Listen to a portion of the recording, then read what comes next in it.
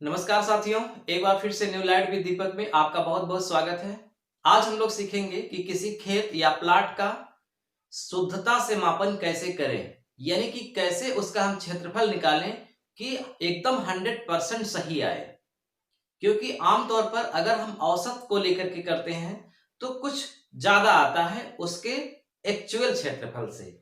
तो एक्चुअल यानी कि वास्तविक क्षेत्रफल कैसे निकालें ये आज हम सीखेंगे। हालांकि इस पर हम पहले भी वीडियो बना चुके हैं, इस पर 2 वीडियो हम पहले बना चुके हैं, लेकिन मुझे लगता है कि उन दोनों वीडियो से आपकी पूरी प्रॉब्लम सॉल्व नहीं हुई है। कुछ डाउट्स था, इसीलिए इतना कमेंट आता है। खासकर कमेंट आता है पाइथागोरस प्रमेय को लेकर कि सर इसमें तो पाइथागोरस प्रमेय लगेगा नहीं तो क्यों लगा दिए। तो आज सब इन्हीं के सॉल्यूशन के लिए वीडियो बना रहा हूं। आज के बाद आपकी सारी समस्या दूर हो जाएगी और आप अच्छे से शुद्धता से मापन कर सकेंगे। तो वीडियो को पूरा देखिएगा। चलिए शुरू करते हैं। देखिए, आपके सामने एक प्लाट है। इस प्लाट की 150 फुट लंबाई है और एक लंबाई 100 फुट है। इधर 200 फुट और इधर 210 फुट इस तरह का है। आपको इसका क्षेत्रफल निकालना है कि कितने वर्ग फुट है या कितने हेक्टेयर है। बात एक ही है, पहले वर्ग फुट निकालेंगे, उसके बाद उसको हम वर्ग मीटर में बदलेंगे और फिर हेक्टेयर में बदलेंगे। तो उसके लिए हमें इसका सबसे सही क्षेत्रफल निकालना होगा। तो अगर हम देखिए, आमतौर पर करते क्या है कि इन दोनों भुजाओं को जोड़ देंगे और इन दोनों भुजाओं को जोड़ देंगे और फिर जोड़ने के बाद आधा करके गुणा कर देंगे। तो ये जो तरीका है क्षेत्रफल निकालने का, इसमें वास्तविक क्षेत्रफल से थोड़ा ज्यादा आता है। तो पहले मैं इसी को देख लेता हूं। 210 प्लस 200, 210 प्लस 200 बटे 2 गुणित 150 और 100, 150 और 100 बटे 2। इसको जोड़ देंगे तो कितना हो जाएगा, 210 और 200 यानी कि 410 बटे 2 गुणित 150 और 100 250 बटे 2। तो इधर कितना हो जाएगा, 2 दूनी 4, 2 जीरो में 0, 2 पंचे 10, 205 और इधर 125। गुणा कर दीजिए। तो जब गुणा करेंगे तो ये आएगा 25,625, 25,625 वर्ग फुट। और अगर आप चाहें तो इसी से आप काम चला सकते हैं, खासकर अगर इसका बंटवारा करना हो तब। बंटवारा करते समय जैसे इसके 2 भाग करने हैं या इसके 3 भाग करने हैं, तब हम इसी तरह से निकालते हैं। क्योंकि बंटवारा करने के बाद भी जो 2 भाग या 3 भाग का क्षेत्रफल अलग अलग आता है, उसका भी क्षेत्रफल हम औसत से ही निकालते हैं। तो चूंकि पूरे का क्षेत्रफल औसत से, इसीलिए कई भागों का भी क्षेत्रफल औसत से निकाले, इसलिए कोई जो ज्यादा फर्क नहीं पड़ता। लेकिन अगर एक ही प्लाट का 100% सही निकालना है तब आप ऐसा नहीं कर सकते। इसमें क्या होता है कि थोड़ा सा ज्यादा आ जाता है। तो क्या करना है, आपको सबसे पहले एक चीज का ध्यान ये रखना है कि आपको इन चारों कोनों में ये चेक करना है कि कोई भी एक कोना 90 डिग्री का है क्या। कोई भी एक कोना, 4 कोने होते हैं, इन चारों कोनों में कोई भी एक कोना 90 डिग्री का होना चाहिए। तो ये जो चतुर्भुज होता है वो मुख्य रूप से 2 प्रकार का बनेगा। एक वो होगा जिसमें कोई एक कोना या 2 कोना 90 डिग्री का रहेगा और दूसरा वो होगा जिसका कोई भी कोना 90 डिग्री का नहीं रहेगा। तो पहले ये समझिए कि हम कैसे पता लगाएंगे कि कोई कोना 90 डिग्री का है कि नहीं। तो इधर तो साफ दिख रहा है कि काफी तिरछा है, ये 90 डिग्री का नहीं है, ये भी 90 डिग्री का नहीं है। इन दोनों में संभावना है कि इन दोनों में से कोई एक या फिर दोनों 90 डिग्री के हों। तो इसकी जांच के लिए क्या करेंगे, आप यहां से 3 फीट इधर नाप लीजिए, 4 फीट इधर नाप लीजिए, या 3 इधर नापिए 4 इधर नापिए, मतलब 3 4 नाप करके जहां भी आएगा उन दोनों को मिला दीजिए, यानी उन दोनों के बीच की दूरी नाप लीजिए। और अगर 5 फीट आ गया तो समझ जाओ कि वो कोना 90 डिग्री का है। मैंने क्या बताया, क्योंकि आप खेत में तो पटरी प्रकार का प्रयोग कर नहीं सकते, गोलार्ध का प्रयोग कर नहीं सकते, तो आपको यही करना है। यहां से 3 इधर, 4 इधर और 5 इधर। अगर ऐसा फिट हो गया तो समझ जाओ कि 90 डिग्री का कोना है। और अगर 90 डिग्री का कोना है तब आप क्या काम करेंगे कि इसके ठीक सामने यानी यहां से लेकर के यहां तक एक विकर्ण खींच देंगे। क्या खींचेंगे? विकर्ण। यानी 90 डिग्री के ठीक सामने वाली ही भुजा विकर्ण होती है। ऐसा नहीं कि ये कोना 90 डिग्री का है तो अब इसी को पकड़ के आप ऐसे विकर्ण खींच दीजिए, ऐसे नहीं करना है। आपको 90 के ठीक सामने दोनों कोनों को मिला देना है। अगर मान लीजिए कि ये 90 डिग्री का कोण नहीं है, ये कोना 90 डिग्री का नहीं है, ये वाला 90 डिग्री का है, तब भी इसके ठीक सामने यही आ रहा है, इसी को आप मिलाएंगे। और अगर ये 90 डिग्री का है तो इसके ठीक सामने इसको मिलाएंगे, और अगर ये 90 डिग्री का आ रहा है तो इसके ठीक सामने इसी को मिलाएंगे। तो आप ये समझ गए कि हमें विकर्ण कौन सा नापना है? जो ठीक 90 डिग्री के सामने हो। क्लियर हो गई बात? अच्छा, ऐसा इसलिए करते हैं क्योंकि विकर्ण से ही इस चतुर्भुज का जो क्षेत्रफल आता है वो एकदम सही आता है। तो ये दूसरा भाग हो गया त्रिभुज का और ये पहला भाग हो गया त्रिभुज का। यानी इस चतुर्भुज में दो प्रकार के चित्र बन गए। एक त्रिभुज ये हो गया, देखो 1 2 3 भुजा हो गई, और इसकी भी 3 भुजा हो गई। और त्रिभुज का क्षेत्रफल निकालना बहुत आसान होता है, इसीलिए इसको हमने दो भागों में त्रिभुज के रूप में बांट दिया। अब दूसरा प्रश्न कि हम ये कैसे पता करें कि ये विकर्ण कितना है? तो इसके लिए दो तरीका है। पहला तरीका तो ये है कि अब आपको पता हो गया कि ये 90 डिग्री का कोण है, तो जब 90 डिग्री का कोना है तो उसके ठीक सामने वाली भुजा विकर्ण ही होती है, और विकर्ण निकालने के लिए पाइथागोरस का प्रमेय लगता है। अगर मान लीजिए इस तरह का है, ये देखिए इस तरह का चतुर्भुज है, तो न इसका कोना 90 है, न ये 90 है, न ये 90 है, न ये 90 है, इन चारों में से कोई 90 नहीं है। तो इसका मतलब कि अगर आप विकर्ण खींचते भी हैं ऐसे, तो ये विकर्ण निकालने के लिए पाइथागोरस का प्रमेय नहीं लगेगा, काम ही नहीं करेगा। क्योंकि पाइथागोरस का प्रमेय तभी काम करता है जब कोना 90 डिग्री का हो। समझ में आ रही बात? कुछ लोगों ने कमेंट किया था कि पाइथागोरस प्रमेय से अगर ये विकर्ण निकल गया जो भी है, तो अब इसके हिसाब से निकालोगे तो इन दोनों भुजा के भी हिसाब से वही आना चाहिए। तो ऐसा नहीं है। पाइथागोरस प्रमेय इस 90 डिग्री के सामने लगेगा, यानी ये भुजा और ये भुजा इस्तेमाल होगी इस विकर्ण को निकालने के लिए। लेकिन ये कोण 90 डिग्री का नहीं है, इसलिए इसे निकालने के लिए इन दोनों भुजा का प्रयोग नहीं करेंगे। नहीं समझ में आई बात? देखिए, जैसे मान लीजिए एक आयत है या वर्ग है, ये है 10 और ये है 15, आपने इसको मिला दिया तो ये भी 15 होगा और ये भी 10 होगा। अब ये जो भी विकर्ण आएगा 16 17 जो भी आएगा, तो अब अगर आप इन दोनों भुजा के हिसाब से इस विकर्ण को निकालेंगे तब भी 16 आएगा, और इन दोनों को पकड़ेंगे तब भी 16 आएगा। क्योंकि जो भुजा ये है वही भुजा ये है, जो भुजा ये है वही भुजा ये है। यानी दोनों तरफ से विकर्ण तभी बराबर आएगा जब भुजाएं बराबर होंगी। लेकिन यहां तो भुजाएं अलग अलग हैं, भुजाएं अलग अलग हैं, कोना भी अलग है, तो इन दोनों के हिसाब से ये पाइथागोरस के लिए विकर्ण सही नहीं है। मैं यही चीज बताना चाह रहा हूं। यानी इसे निकालने के लिए आपको इन दोनों की आवश्यकता है। तो जब आप इन दोनों का प्रयोग करेंगे तो आप जानते हैं ये कितना आएगा, 250 फुट। कैसे आया 250 फुट? बता देते हैं।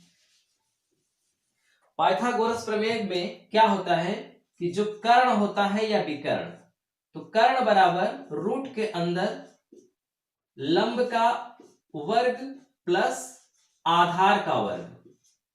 ठीक है, तो लंब कितना है आपका 200 का वर्ग, 150 का वर्ग फिर आप इन दोनों को जोड़ दीजिए, मतलब गुणा करने के बाद तो 200 का 200 में गुणा करेंगे कितना होगा 440, यानी कि 40,225 और डबल जीरो यानी कि 22,500। सबको जोड़ दीजिए तो 40 22 4 2 6 यानी कि 62,500। अब 62,500 का वर्गमूल निकालेंगे तो आएगा 250, है ना 250। तो इस तरह से आप विकर्ण निकाल सकते हैं। तो चलिए अब आगे बढ़ते हैं। अब आपको ये निकालते हैं कि मतलब इसका क्षेत्रफल कितना आया और इसका क्षेत्रफल कितना आएगा। तो देखिए ये त्रिभुज और ये त्रिभुज, इन दोनों में विशेषता ये है कि ये जो 250 फुट आया है वो भुजा इसमें भी क्षेत्रफल निकालने के लिए इस्तेमाल होगी और इसका भी क्षेत्रफल निकालने के लिए इस्तेमाल होगी। तो पहले हम निकालते हैं पहले भाग का क्षेत्रफल।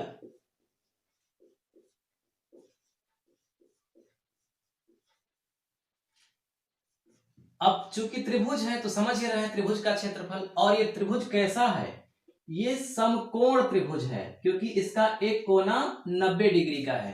तो समकोण त्रिभुज का क्षेत्रफल क्या होता है 1/2 गुणित आधार गुणित ऊंचाई। तो क्या हो जाएगा 1/2 गुणित, किसी को आधार मान लीजिए किसी को ऊंचाई, तो 150 आधार हो गया और 200 ऊंचाई। ऊंचाई का मतलब ये ऊंचा नहीं है, यहां ऊंचाई को आप लंबाई कह सकते हैं या चौड़ाई कह सकते हैं। आधार को भी लंबाई कह सकते हैं या चौड़ाई, मतलब किसी को भी आप कुछ कह सकते हैं। अब देखिए 15 दूना 30, 1 2 3 यानी कि 30,000 बटे 2, तो कितना हो जाएगा 15,000। 30,000 में 2 का भाग हुआ 15,000 वर्ग फुट। पहले भाग का क्षेत्रफल यानी कि इसका 15,000 वर्ग फुट आया। दूसरा भाग, चूंकि दूसरे भाग का कोई भी कोना 90 डिग्री का नहीं है, इसलिए इसका क्षेत्रफल निकालने के लिए 1/2 गुणित आधार गुणित ऊंचाई का प्रयोग नहीं होगा। इसका निकालने के लिए जिसकी तीनों भुजाएं अलग अलग होती हैं, मतलब वो वाला हीरोन्स का फार्मूला, उसका प्रयोग होगा। और उस फार्मूले से आप इसको भी निकाल सकते थे, लेकिन थोड़ा उसमें समय लगता है, इसीलिए हमने इसको साधारण नियम से निकाला है। तो चलिए देखिए दूसरे वाले का मामला। तो हीरोन्स के फार्मूले के अनुसार क्या होता है कि इन तीनों को जोड़ा जाता है 210 100 प्लस 250 और जोड़ करके जितना भी आता है उसका आधा कर दिया जाता है। तो जब हम जोड़ करके इसको आधा कर देते हैं तो ये आता है 280। कितना आएगा 280, मतलब तीनों भुजाओं को जोड़ा गया और उसके बाद 2 का भाग कर दिया गया, 280 आ गया। इसको बोलते हैं अर्ध परिमाप। अर्ध परिमाप यानी कि तीनों भुजाओं का आधा। अब क्षेत्रफल निकालने के लिए इसकी बड़ी भूमिका है। फार्मूला क्या होता है, रूट लगा दीजिए और रूट के अंदर जो अर्ध परिमाप आया है उसको लिख करके इसी अर्ध परिमाप में से इन तीनों भुजाओं को बारी बारी से घटा करके लिखो। तो 280 में 210 घटा कितना आया 70, 280 में 100 घटा 180, 280 में 250 घटा 30, यानी कि जो अर्ध परिमाप आया है उसी को लिखने के बाद उसी में से इन तीनों भुजाओं को बारी बारी से घटा करके लिखना है। ठीक है, अब लिखने के बाद सबका गुणा कर दीजिए। जब आप गुणा करेंगे तो यह आएगा 105 84, 105 84 और 4 जीरो। ये आया क्षेत्रफल, नहीं आया है अभी, तो ये रूट के अंदर है। इसका वर्गमूल निकालिए, इकाई दहाई सैकड़ा हजार 10,000 लाख 10 लाख करोड़ 10 करोड़ 10 करोड़ 58 लाख 40,000 का वर्गमूल निकालिए तो 10,287, 10,287.85 क्या आया वर्ग फुट। अब एक काम की चीज समझिए, यहां पर जब त्रिभुज की तीनों भुजाएं अलग अलग होती हैं तब उसका क्षेत्रफल, ये जो मैंने नियम बताया इस नियम से आप लगाइएगा। अब चूंकि इसकी भी तीनों भुजाएं अलग अलग हैं, तो इसका भी क्षेत्रफल इस नियम से निकलेगा। तो आप इस नियम से अगर इसका भी क्षेत्रफल निकालते तो 15,000 ही आता। ठीक है, आप चेक कर लीजिएगा, 15,000 ही आएगा। लेकिन ये समकोण भी है, तो समकोण त्रिभुज का क्षेत्रफल निकालने के लिए इस विकर्ण की आवश्यकता नहीं पड़ती, केवल लंब और आधार की आवश्यकता पड़ती है, इसलिए वो थोड़ा सा सरल हो जाता है। इसीलिए उसको मैंने ऐसे निकाला है, यानी कि 1/2 गुणित आधार गुणित ऊंचाई से। और चूंकि इसमें समकोण नहीं है, इसलिए इसमें हीरोन्स का फार्मूला का प्रयोग किया गया, जिससे त्रिभुज का क्षेत्रफल निकलता है। अब इन दोनों को हम जोड़ देंगे तो क्या आएगा, कुल क्षेत्रफल। कुल क्षेत्रफल, कुल क्षेत्रफल का मतलब ये पूरे प्लाट का क्षेत्रफल। तो 10,287.85 धन 15,000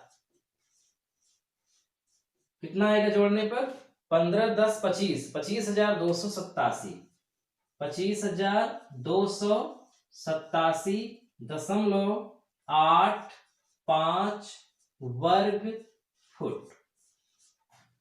जब हमने औसत से निकाला था,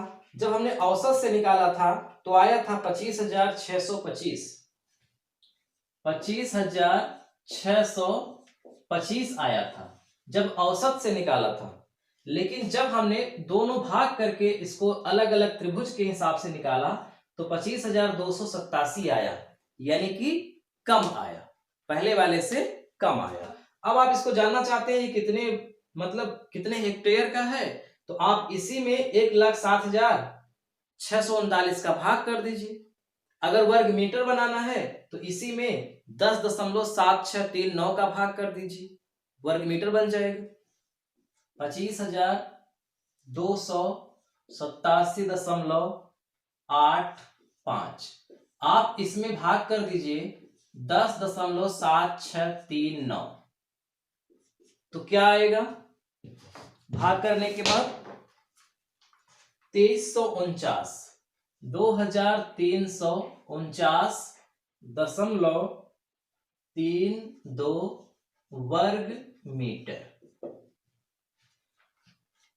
10.7639 का भाग क्यों किया, क्योंकि एक वर्ग मीटर में 10.7639 वर्ग फुट होता है। तो वर्ग मीटर को वर्ग फुट बनाने के लिए इसका गुणा और फुट को वर्ग मीटर बनाने के लिए भाग। और अब हेक्टेयर में बदलना है तो 2349.32 में 10,000 का भाग कर दीजिए, तो क्या आ जाएगा 0.2349 हेक्टेयर। क्योंकि एक हेक्टेयर में 10,000 वर्ग मीटर, इसलिए जितना भी वर्ग मीटर आया है 10,000 का भाग कर दिया, हेक्टेयर बन गया। तो इस तरह से आप किसी भी प्लाट का बिल्कुल शुद्धता पूर्वक मापन कर सकते हैं, दो भागों में बांटकर। ध्यान रखिएगा, जब कोई कोना 90 डिग्री का बनेगा तभी पाइथागोरस से आपका विकर्ण निकलेगा, अन्यथा नहीं। और अगर 90 का नहीं है तब आपको विकर्ण निकालना है तो क्या करना होगा, आपको यहां से यहां तक माप करना होगा, नापना होगा। आप इसका भी माप करेंगे तो यही आएगा जो आया है, लेकिन बिना मापे पाइथागोरस से निकल जाएगा। पाइथागोरस तभी लगेगा जब 90 डिग्री का कोण होगा, 90 का नहीं है तो आप मापन कर लीजिए। और उसके बाद जब दो भाग होंगे तब दोनों का क्षेत्रफल इसी तरह से निकलेगा, आधार गुणित ऊंचाई से नहीं निकलेगा। तब इसी तरह से दोनों का निकाल करके जोड़ दीजिए, 100% क्षेत्रफल सही आ जाएगा।